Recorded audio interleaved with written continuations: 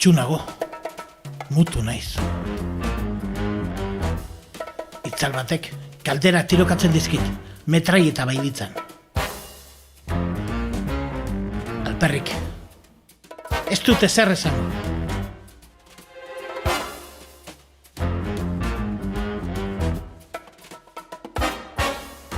Urrea eskintzen dit. Urre beltza, bastango beltzena, guztia kontatzen diot. Bastanen izango dela, aitortzen diot. Literatur solasaldiak, zinema, itzuliak, jana, edana eta denetarik izango dela. Esaten diot Olarra, Izagirre, Agote, Borda, Jimenez, Elustondo, Etxeberria eta Alproja guztiak konspiraten atzemateko aukera izango duela bertan. Hil beltzan.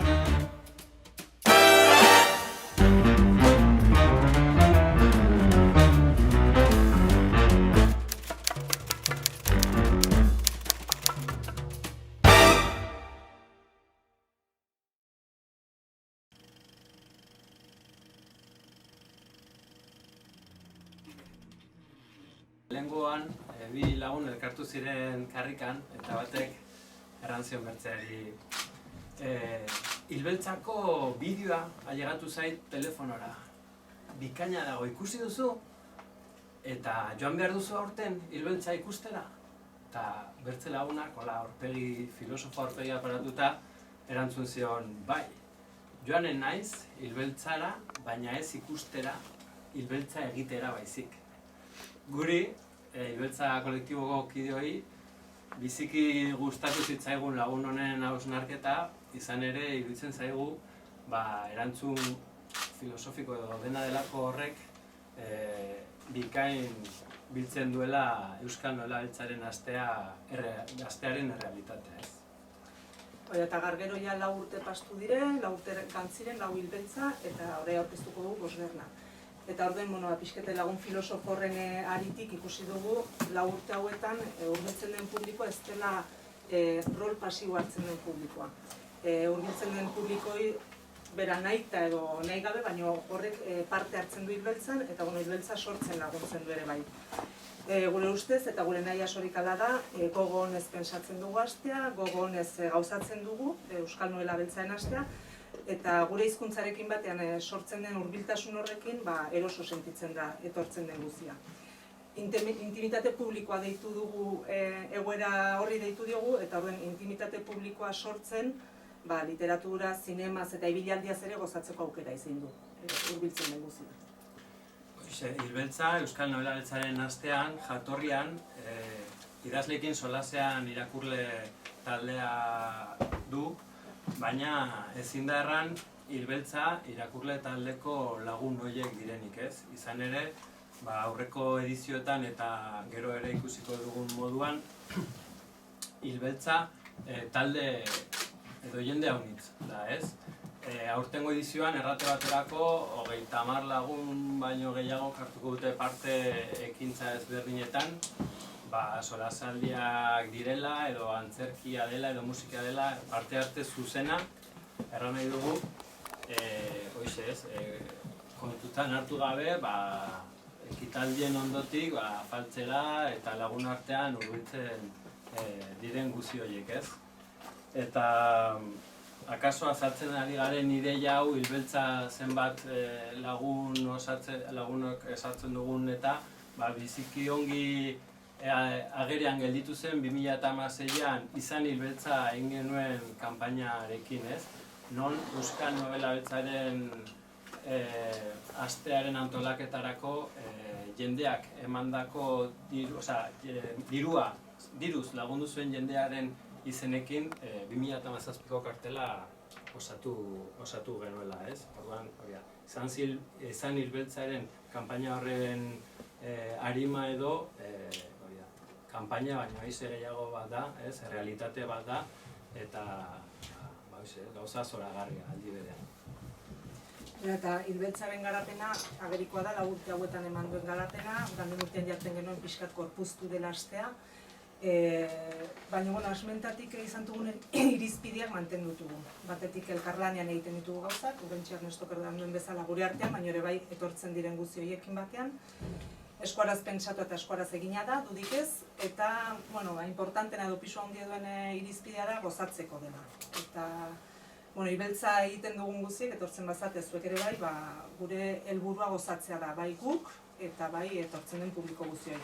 Eta, bueno, honitzetan galdetzen dakute, bueno, zein den gure ustez ibeltzaren etorkizuna, nola ikusten dugun etorkizuna, zenbat iraunen ote duen, ez dugu ideik ere, dudik ez, baina argi ikusten dugu, gozatzen segitzen dugun biztartean, iraunen dela ibeltzak. Halako batean zama bihurtzen bali da, desagertuko da, hiltzen hasiko da, edo norbaitek hilko du. Momentu honetan gaur eta hemen, gozatzen ari gara, eta aintzin segitzeko intentzio guziekin. Bai, disfrutatzeko sortu zen hilbeltza, eta ohartu gabe sortzen disfrutatu dugu, ez? Izan ere, sormena hilbeltzaren ezaugarrietako bat izan da hasieratik, ez? Ohartu gabe, errandugun gizan, ipuin beltzak sortu ditugu, susmagarrien jokuak, ibilbidea antzestuak, irakurraldi musikatuak, euskarazko novela beltza bultzatzeko beka bat, genero beltzaren inguruko hausnarketak eta testuak biltzeko web orrialde bat, eta hoxe, ez? Honitzetan erraten dugu, ez? Gero erraten dute irakurle taldetan irakurri bertzerik ez dela egiten, ez?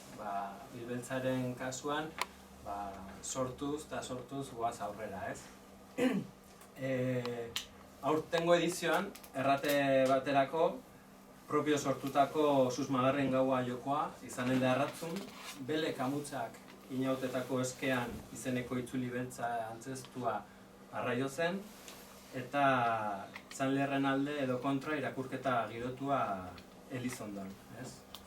Josune Montonekin, Ainhoa Alberdi, Ainara Unanua, Andrea Narbarte, Xabi Durruti, Arraiozko Gazteak, Jon Alonso, Mairu Antzerkitaldearekin, behin eta berriz erraten ari garen elkarlan eta laguntasun horren adierazgarri, ez? Beraz, elkarlanean euskaraz sortzen eta euskaraz disfrutatzen. Hortik dator hilbeltzaren arrakasta eta horregatik gaude hemen, ez? Euskal Novela Beltzaren aste berria edo 2019ko hilbeltza aurkeztera etorri garelako. Urtarrilaren 14tik 20ra Baztanen izanena. Hoi da, eta astearen egunez egunekoa aurkeztu baino lehen, behinat aurkeztu nahi dugu, Bira produkzio taldeko kidea da, eta beraiekin dute promoziorako espota edo bideo motxori, eta berari emanen digu hitza, bideo ikusiko dugu ere bai, eta gero ja egunez egune aurkeztuko ditugu ekitaldiak. Guretzako lehen urtean egizkoten gonbidapena hilbeltza promozionatzeko espota egiteko, eta oso asko gustatzen zegoen, asko gustatzen zegoen novela beltza, eta bagenuen gogoa egiteko horrela zerbait txuri beltze intenso batean. Eta, egin genuen lehen urtean bideoa, eta dirudienez arrakasta eduki zuen, eta aurten berriz eskatu dugute, eta aurten genukan beldur pixka bat, lortuko genuen gure buruak gainditzea, behintzat ez dakit lehen urteko zen. Eta hortan saiatu geha, eta beste estilo batean grabatu dugu, baina baita ere betiko txuri beltz intenso hori erabiliz, eta galtzeko klitxeak erabiliz, eta klitxe horiek deusestuz, aldi berean Baztango klitxe batzuk edo erabiliz ere bai, relazionatu Baztanekin zuzenean. Eta hala ere gutxi esateko, ze guk ekoiztu egin dugu, baina espotaren kredituetan ikusiko dezuten bezala, zuzenaria Mariano Izeta da, bidelaria Patricia Gisbit, eta Edmond Txanderrek egin du barrazkia, eta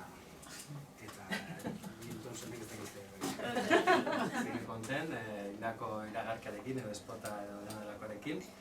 Eta bertzerik gabe, astearen egitarauarekin jarraituko dugu, azaltzen zehatz-mehatz ekitaldi bakoitza.